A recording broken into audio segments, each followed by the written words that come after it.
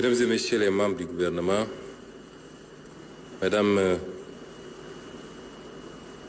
Monsieur le gouverneur, dans mon discours est écrit Madame le gouverneur, Messieurs les présidents du conseil départemental, Monsieur le maire de la ville de Dakar, Messieurs les maires des 3 autres villes, notamment Rufisque, des villes de Rufisque et de Pikine, honorables élus locaux, représentants des collectivités du pôle territorial de Dakar, j'avais oublié d'ailleurs monsieur le maire de la ville de Guédiawaye, chers partenaires techniques et financiers, mesdames et messieurs les représentants de l'administration territoriale, messieurs les représentants des dignitaires traditionnels, mesdames et messieurs, nous sommes réunis aujourd'hui autour d'un moment important pour l'avenir de nos territoires et de notre pays. En effet, l'agenda de transformation que porte son Excellence, Monsieur le Président de la République, Bassirou Diomaye Diakhar Faye, repose sur une innovation stratégique majeure, qui est la territorialisation des politiques publiques. Ce choix stratégique signifie que le développement national ne peut plus être pensé de manière uniforme ou centralisée. Chaque territoire doit devenir acteur de son destin, valoriser ses forces, exploiter ses potentialités et contribuer pleinement à la souveraineté de notre pays.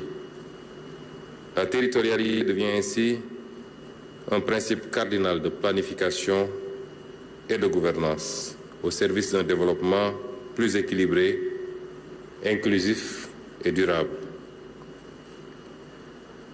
C'est dans cette vision que le Conseil des ministres du 29 janvier 2025 a validé le modèle de gouvernance des pôles territoires. Il ne l'a pas validé de manière absolue d'ailleurs, puisque lors de ce Conseil des ministres, Monsieur le ministre en charge des collectivités territoriales avait présenté le modèle qui avait fait l'objet de pas mal d'observations, d'amendements, et le ministre doit nous revenir à l'issue de ces concertations qui permettent aussi de recueillir les observations, les avis et les amendements des acteurs sur le terrain pour une stabilisation définitive.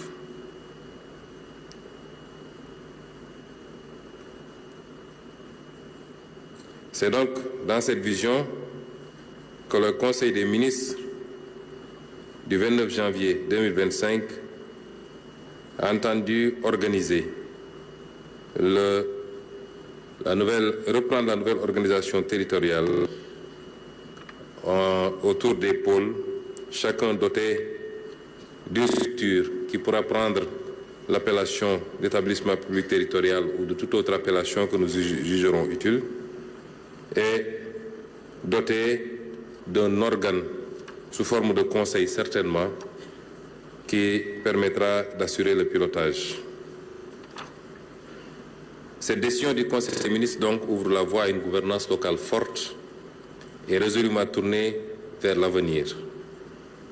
Sur instruction du chef de l'État et sous notre supervision, le ministère de l'Urbanisme, des collectivités territoriales et de l'aménagement du territoire a engagé un cycle de concertation couvrant l'ensemble du territoire national et plaçant les citoyens et les acteurs locaux au cœur du processus de décision. Mesdames et messieurs, ce qui nous réunit aujourd'hui n'est qu'une étape de ce processus.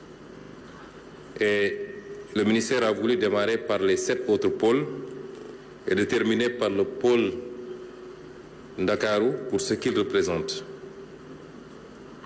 Ces concertations ont débuté donc avec le pôle centre en février 2025, en présence du chef de l'État, qui y était pour les besoins de la journée de l'élevage, mais qui a pu en profiter pour avoir des échanges avec les parties prenantes. Et ceci pour définir les axes d'un développement autonome, durable et résolument tourné vers l'avenir. Elles se sont poursuivies au mois de mars 2025 dans les pôles de Thiès, ensuite le pôle Diourbel-Louga, rassemblant élus locaux, acteurs économiques, sociétés civiles et citoyens autour des priorités stratégiques de ces deux pôles. Le pôle Est a acquis les concertations en avril 2025, tandis que le pôle Sud et les pôles Sud et Sud-Est se sont tenus courant mai 2025, confirmant l'ancrage territorial de cette démarche. Enfin, le pôle Nord a été consulté quasiment à 2 reprises à Saint-Louis en juin 2025 et à Podor en août 2025. Vous observerez que nous nous sommes abstenus pour le moment de donner des dénominations aux pôles, puisque c'est un travail qui doit allier la prise en compte des spécificités économiques, mais également socioculturelles, et les concertations nous permettront de les déterminer. Ces ateliers qui ont réuni une large diversité d'acteurs, les élus locaux, comme je l'ai dit tantôt, les chefs de village, les délégués de quartier, les représentants des associations et la société civile, les acteurs économiques et les entrepreneurs, les citoyens engagés, les jeunes leaders, les femmes porteuses de projets, les techniciens, les experts et les représentants d'administration territoriale ont permis, avec cette diversité, de garantir que les décisions prises soient réellement co-construites, pertinentes et légitimes, tout en reflétant fidèlement les aspirations, les besoins et le potentiel de chaque territoire et en renforçant l'appropriation locale des politiques publiques. Aujourd'hui donc, nous sommes au bout de ce processus avec ces concertations que nous ouvrons autour du pôle territoire Dakar, auquel revient l'honneur de clore ce cycle de concertation. Dakar est la capitale, le moteur économique et le carrefour international du Sénégal. Son développement exige vision, ambition et engagement collectif, car il impacte la dynamique de l'ensemble des autres pôles. Mesdames et messieurs, pour ce que j'ai développé tout à l'heure, vous remarquerez que nous avons 8 pôles. Et notre option, c'est d'arrêter de penser les autres pôles à partir de Dakar. Depuis 1960 jusqu'à présent, les pôles que nous venons de définir et le Sénégal de manière générale a été pensé à partir de Dakar, autour de Dakar, et j'allais dire peut-être même pour Dakar. Mais ça a été mal pensé et Dakar a été la première à en souffrir en réalité. Il faut sortir de cette logique. Nous avons 8 pôles, dont 5 pôles frontaliers. 5 de ces 8 pôles sont des pôles frontaliers. 5 autres de ces pôles sont des pôles côtiers. Et 3 de ces pôles côtiers sont également des pôles frontaliers, notamment le pôle sud, le pôle nord, notamment le pôle de Saint-Louis, qui sont en même temps des pôles frontaliers. Donc, nous devons aujourd'hui structurer la réflexion. Pour les pôles frontaliers, il faut qu'on les pense, qu'on les repense dans la perspective de jouer un rôle tampon avec les économies voisines.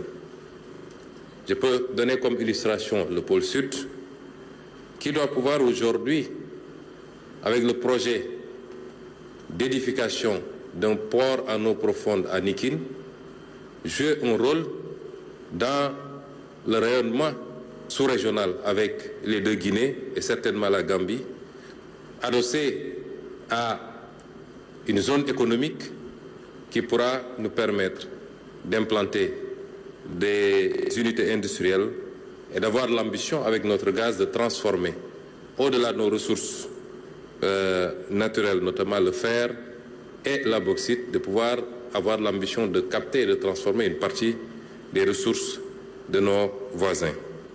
Il en est de même du pôle Nord, où les deux pôles, notamment le pôle Nord et le pôle Nord, sont frontaliers également de notre voisin, la Mauritanie, avec lequel nous partageons des ressources naturelles importantes, pas seulement le gaz, mais nous partageons l'exploitation du fleuve, nous partageons des terres agricoles et certainement beaucoup de ressources forfaitières de part et d'autre.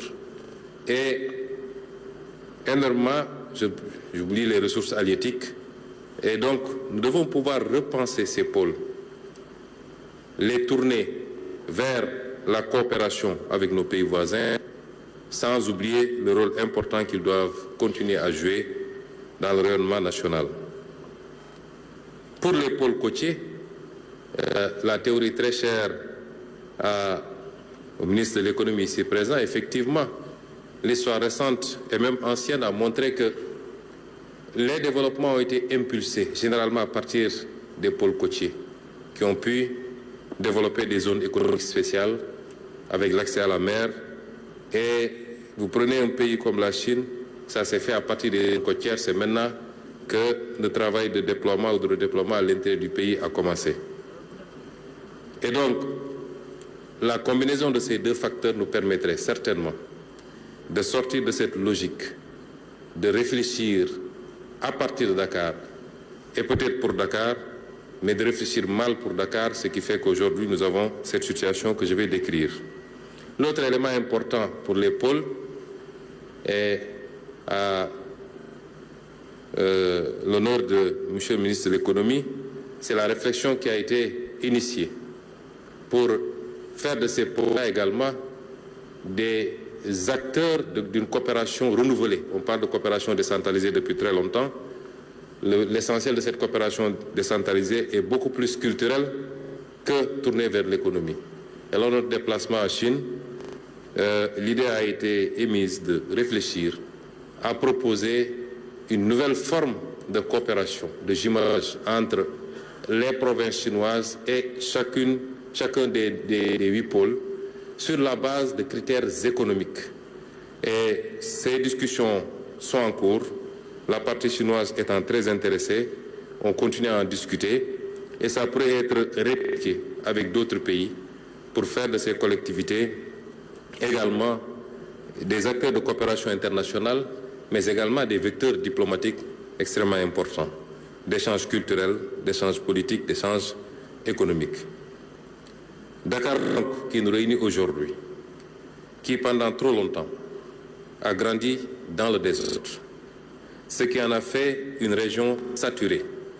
Et je voudrais insister que quand on parle de Dakar, on parle de la région. Quand on parle du pôle, j'ai taquiné tout à l'heure M. le ministre en lui disant que cette déformation qui réduit Dakar au plateau et peut-être à la ville de Dakar pose problème. Nous parlons de la région de Dakar avec ces 3 villes, plus Kermassar qui peut valablement mériter également ce statut. L'ensemble de ces communes d'arrondissement, c'est de ce Dakar que nous parlons, qui est aujourd'hui le pôle qui nous réunit aujourd'hui. Donc, l'agrandissement ou le développement de Dakar dans le désordre en a fait une région saturée, congestionnée, fragmentée. Trop de précarité, trop d'enclaves fermées, trop de potentiel inexploité. Et je me réjouis, lors des différentes expositions, notamment de notre sœur, qui a bien développé sur le potentiel économique de Dakar. Nous oublions que Dakar, ce n'est pas seulement Dakar urbain, c'est aussi un potentiel agricole avec la zone des Niayes. C'est un potentiel en matière de pêche, puisque c'est un pôle côtier. C'est un potentiel touristique extrêmement important, tourisme médical, tourisme religieux, tourisme culturel, mais c'est aussi cette volonté de le positionner, le pôle en tout cas, comme un hub industriel, mais également un hub logistique et un hub technologique, particulièrement en ce qui concerne les nouvelles technologies. Les déséquilibres sont profonds donc.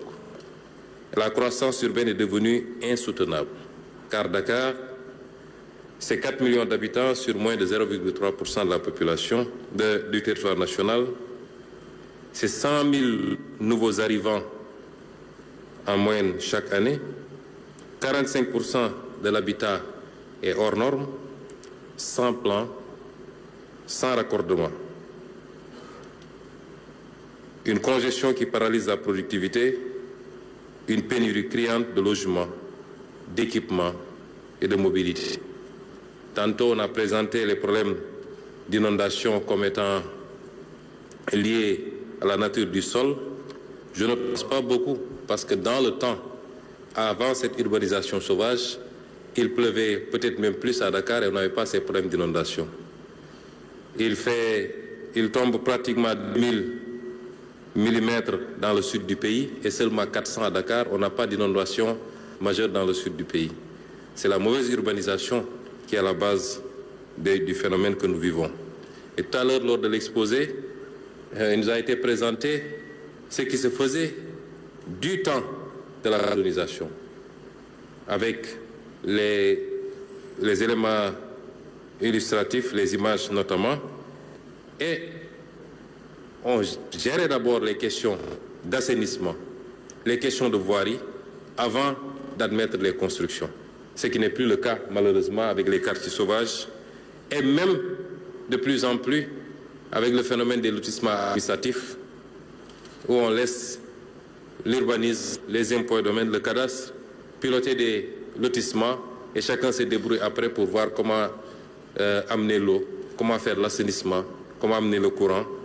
Et c'est pourquoi le président de la République a pris la décision ferme de mettre un terme à ce genre de pratiques. Et peut-être ça va commencer certainement sur son instruction avec Thiès Ville Nouvelle, où l'État se donnera les moyens, en collaboration avec les opérateurs privés, de gérer tous les aménagements en amont avant de passer aux constructions. Nous avons donc décidé de mettre un terme à cette situation qui peut porter le nom de situation anarchique et d'y mettre un terme définitivement. Dakar doit être digne d'une capitale. Donc ce modèle est arrivé à bout de souffle, il faut le dépasser. Dakar a besoin d'un choc d'organisation, d'un acte de refondation. C'est pourquoi le président de la République, en lien avec le gouvernement et sous l'impulsion directe de la nouvelle gouvernance souverainiste et patriotique que nous incarnons, a décidé d'un tournant historique. Je voudrais dire que Dakar Métropole, ce n'est pas une vision, ce n'est pas une projection, excusez-moi, futuriste, d'immeubles ou de gratte-ciel. Ça peut y contribuer, ce que nous envisageons de faire. Peut-être que pour des besoins d'illustration, M. le ministre a présenté des maquettes, mais ce n'est pas ça, Dakar Métropole.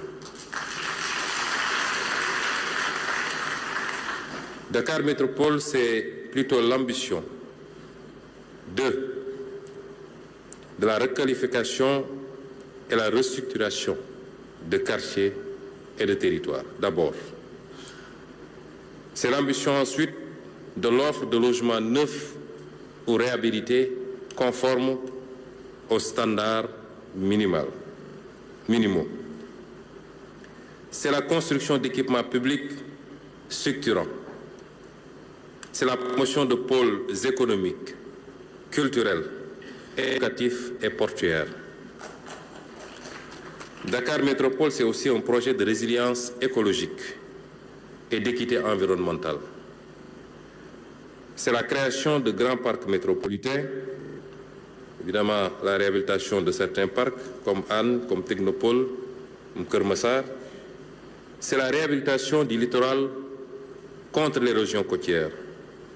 C'est le déploiement des mobilités douces, transports propres, les bateaux-taxis.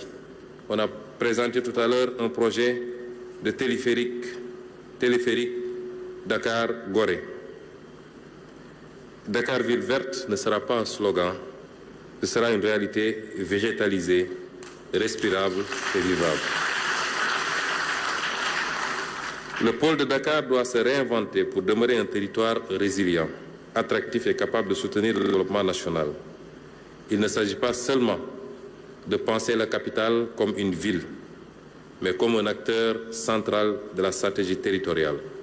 Une métropole connectée et complémentaire aux sept autres pôles pour assurer équilibre, cohérence et souveraineté sur l'ensemble du territoire national. Mesdames et messieurs, on ne bâtit pas un pays à partir d'un seul pôle. Et tant que le Sénégal n'aura pas réussi, je ne donnerai même pas l'exemple des pays connus pour leur développement depuis très longtemps, mais je parle des pays émergents, même sur le sol africain, tel que le Maroc. Tant qu'on n'aura pas réussi à faire émerger plusieurs pôles, nous n'aurons pas été sur les voies du développement et nous n'empêcherons pas l'exode vers Dakar. Mesdames et messieurs, les prochaines étapes pour la finalisation du programme des pôles de développement sont définies avec clarté et précision. Il s'agit de la tenue des conférences interministérielles sur la territorialité pour harmoniser les politiques publiques et assurer une cohérence nationale tout en respectant les spécificités locales. Il s'agit de l'élaboration et l'adoption de la loi d'orientation sur les pôles territoires. Je veux dire que toutes les idées qui ont été avancées et contenues dans les documents sont des documents encore en réflexion, en cours d'élaboration. J'ai donné le tempo, le départ qu'on a pris avec le Conseil des ministres et tout le reste du processus va être suivi. Et à la fin de ces travaux, Monsieur le ministre, sur la base de ce qu'il avait présenté en Conseil des ministres, ce qu'auront donné ces concertations, pôle par pôle, va nous faire la synthèse et ça nous permettra de réfléchir à la stabilisation du document. Donc l'élaboration et l'adoption de la loi d'orientation va suivre après sur les pôles territoires qui donnera un cadre juridique solide, durable et garantira la légitimité de chaque pôle. L'arrimage de cette réforme à l'acte 4 de la décentralisation, afin de renforcer l'autonomie des collectivités, de rapprocher le pouvoir de décision des citoyens et d'assurer une mise en œuvre efficace et coordonnée des politiques publiques. Nous allons aller vers cet acte 4, puisqu'en l'état actuel de la réflexion, il n'est pas encore assuré que les pôles seront des collectivités territoriales. La suggestion qui a été faite d'en faire un établissement, des établissements publics est un élément de réflexion. Mais ce qui est constant, c'est qu'il nous faut aller vers l'acte 4, parce qu'il y a ici beaucoup de maires présents. Moi-même, j'ai été maire pendant quelque temps. Et lorsque, avec le ministre Bala Moussa Fofana, nous avions pris la décision de coécrire un ouvrage sur la décentralisation, je lui avais dit, Monsieur Fofana, moi, la seule partie qui m'intéresse et dont je vais me charger, c'est celle qui va parler du financement de la décentralisation. Parce que le vrai problème, c'est celui de la viabilité financière des collectivités territoriales. On a parlé de transfert. Nous sommes l'un des pays, en tout cas sur les quelques modèles que j'ai à examiner, qui a le plus faible taux de transfert de l'État vers les collectivités territoriales. Nous ne sommes même pas encore à 5% de transfert, là où le Maroc, si je ne me trompe, a dépassé 20%. Et ce n'est pas étonnant que Casablanca, en tant que ville, puisse faire ce qu'elle fait et que Dakar ne puisse pas faire la même chose en tant que ville. C'est les grands enjeux de cette réforme de l'acte 4 de la décentralisation. Ces étapes sont cruciales pour bâtir une gouvernance territoriale moderne, résolument participative et stratégiquement souveraine, capable de mobiliser les forces locales au service du développement national et d'assurer que chaque territoire contribue pleinement à la prospérité de notre pays. Mesdames et messieurs, l'heure est maintenant à la mobilisation, au dialogue et à l'inclusion. Je félicite, Monsieur le ministre, l'ensemble de ses collaborateurs et toutes les parties prenantes. La question de la décentralisation est transversale.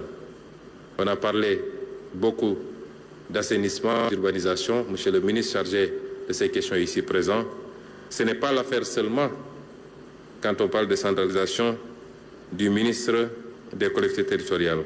Mais quand on parle de pôle, ce n'est surtout pas l'affaire seulement du ministre, parce que les pôles ont une dimension économique, on parle d'agriculture, d'élevage, de pêche, d'industrie. C'est à la limite l'affaire de tout le gouvernement. Et c'est pourquoi, comme toutes les grandes réformes que nous avons lancées depuis quelque temps, sur la réforme du Code général des impôts, du Code des investissements, du Code des douanes, la réforme des codes miniers, pétroliers, ainsi de suite, nous allons mettre en place un comité ad hoc à la primature pour effectivement démarrer la réforme également de notre système de décentralisation. Donc je félicite Monsieur le ministre avec tous ses collaborateurs, toutes les parties prenantes pour leur engagement. J'invite tous les acteurs présents à s'impliquer pleinement afin que le pôle de Dakar devienne un projet collectif fort et dynamique et stratégique, rayonnant pour tout le Sénégal. J'attends, Monsieur le ministre, avec impatience et dans les tout prochains jours, les conclusions de l'ensemble de ces travaux, notamment les 7 précédentes concertations et celle d'aujourd'hui, pour nous permettre d'aller rapidement vers la stabilisation du modèle, la prise de décision sous la validation du président de la République et démarrer la phase de mise en œuvre. Je souhaite à toutes et à tous une concertation fructueuse au service d'un Dakar réinventé et souverain et d'un Sénégal fort et réconcilié avec ses territoires. Je vous remercie.